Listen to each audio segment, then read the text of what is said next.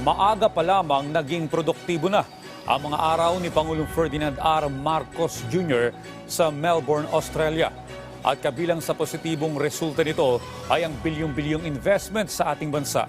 Mula sa Melbourne, alamin natin ang sentro ng balita mula kay Alan Francisco live.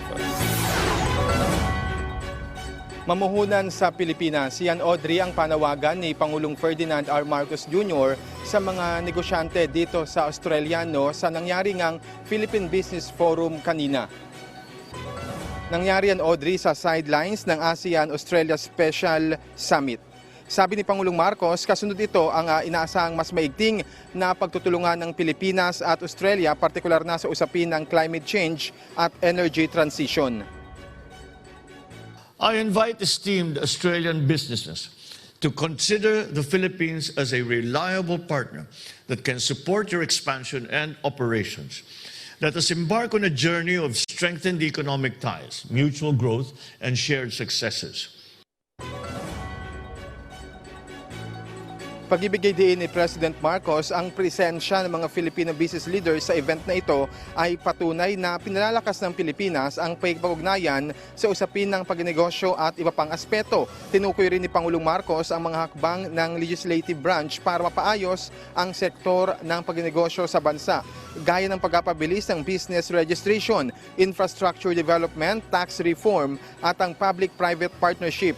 Nabanggit din ng Pangulo sa mga business leaders ang Maharlika Investment Fund na siyang pupondo sa mga priority projects ng Pilipinas. Isinulong din sa event ng punong ehekutibo ang renewable energy. Samantala, Audrey, 86 billion pesos na investment mula sa higit 10 business deals ang nalagdaan sa naturang event.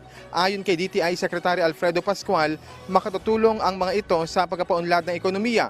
Kasama sa mga kasunduang ito ay may kinalaman sa housing initiatives, battery manufacturing at iba pa. Bago naman ang event na yan, nagkaroon muna ng bilateral meeting si President Marcos sa Prime Minister ng Cambodia para palakasin ang rice trade.